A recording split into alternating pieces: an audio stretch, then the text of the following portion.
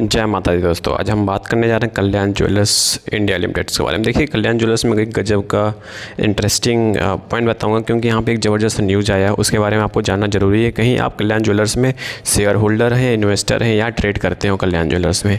चलिए देखते हैं, कुछ ऐसे ट्रिक पॉइंट के बारे में बताऊँगा कि जहाँ पर आपको एक बार सोचने को मजबूर कर देगा। देखिए, मार्केट कैप बताऊँ, कल्याण ज्वेलर्स में 57,802 का है। वहीं बात करते हैं स्टॉक पी की, बात करते हैं 80 के आसपास, बहुत महंगा हो चुका है।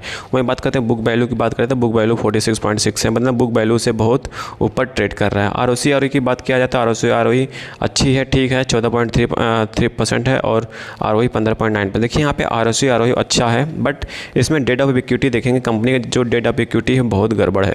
डेट ऑफ इक्विटी हमेशा जो होना चाहिए 0 से नीचे होना चाहिए, मतलब 0 पॉइंट कुछ समथिंग होना चाहिए, मतलब 1 से नीचे ही होना चाहिए डेट ऑफ इक्विटी। यहाँ भी एक सबसे बड़ा नेगेटिव पॉइंट है जो कल्याण ज्वेलर्स में, ये आप नोट डाउन कर लीजिए कहीं आप इन्वेस्टर्स हैं। देखिए, कभी भी आप शेयर इन्वेस्टमेंट करिए, अच्छे शेयर में इन्वेस्टमेंट करिए जहाँ पे पैसा आपका बने बिना टेंशन के बने, ठीक है। और डेट कितने का? 4,959 रुपये का। यहाँ पे 4,959 रुपये का ऐसे ही डेट नहीं बढ़ गया, क्योंकि कंपनी ने प्लेस भी रखा है। क्या प्लेस रखा है? अपने शेयर्स को, उसके बारे में भी डिस्कस करेंगे। पहले चलते हैं आगे के, देखते हैं। यहाँ पे देखेंगे कंपनी का जो प्लेस परसेंटेज है 24.9% है। यहाँ पे देखेंगे कंपनी का जो प्लेस परसेंटेज है 24.9% है। यहाँ पे दो चीज़ें मैं आपको बताऊँगा। डेट ऑफ इक्विटी कितना है? 1.03% है और प्लेस परसेंटेज कितना है? 24.9। यहाँ दो नेगेटिव थिंकिंग यहाँ पे आपको मैं बता दिया, ठीक है। एक ऐसी ज़बरदस्त न्यूज़ के बारे में आपको बताऊंगा, आप कहीं इन्वेस्टर होंगे तो आपको एक सोचने पे एक बार मजबूर कर देगा कि क्या हमें इन्वेस्टेड करना चाहिए या इसको छोड़ देना चाहिए और अच्छे स्टॉक्स में ट्रेड करना चाहिए, इन्वेस्टमेंट करना चाहिए। चलिए नेक्स्ट स्लाइड के बारे में डिस्कस करते हैं, क्या है। फिर क्वार्टर सेल्स के बारे में देखेंगे। कंपनी जो क्वार्टर सेल्स है अच्छा है, यही तो लुभाता है लोगों को। जो क्वार्टर सेल्स है कंपनी का वो ज़बरदस्त बढ़ा है, यहाँ पर 36.6% के आसपास है। वहीं क्वार्टर प्रॉफिट की बात किया जाए तो क्वार्टर प्रॉफिट भी तेज़ी से बढ़ा रहा है, 36.4% के आसपास है। प्रॉफिट ग्रोथ की बात किया जाए तो 20% की तेज़ी से बढ़ रहा प्रॉफिट ग्रोथ। EBITDA की बात किया जाए तो EBITDA भी 37.2% है। जितना तेज़ी से ग्रोथ बढ़ रहा है उतने तेज़ी से इनका प्लेस परसेंटेज भी बढ़ रहा है इसकी होल्डिंग की, ठीक है।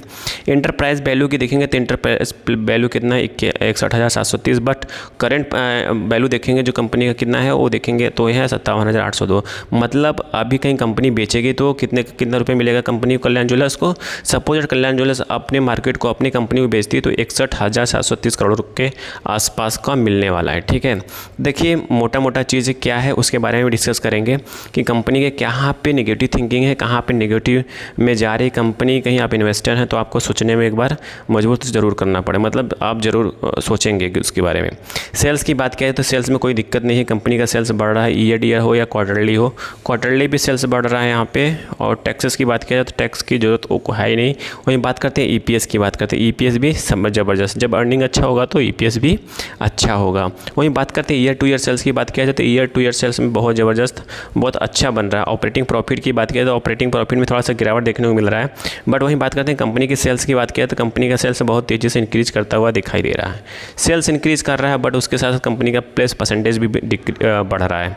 तो ये बहुत नेगेटिव माना जाता है किसी इंडस्ट्रीज़ में, ठीक है। और नेट प्रॉफिट की बात किया जाए तो नेट प्रॉफिट भी तेज़ी से बढ़ रहा है, EPS भी तेज़ी से बढ़ रहा है। EPS का मतलब ये होता है कि अर्निंग पर शेयर्स। जी हाँ, earning per shares per year कहीं तेज़ी से बढ़ रहा है तो नो डाउट कंपनी आने वाले टाइम में अच्छा परफॉर्म करती है। बट सबसे नेगेटिव जो मार्किंग है यहाँ प्लेस परसेंटेज का प्लस डेट ऑफ इक्विटी का, ठीक है, ये सबसे बड़ा माना जा रहा है। फिर उसके बाद करते हैं, यहाँ पे देखिए, यहाँ पर देखेंगे प्रमोटर की होल्डिंग जो है 62.85% क्या है। वही FIs की बात किया जाए तो FIs में 16.89% है। DIs की बात किया जाए तो 11.9%। बस वहीं देखेंगे मोतीलाल ओसवाल की बात किया जाए तो मोतीलाल ओसवाल के पास 7.09% है।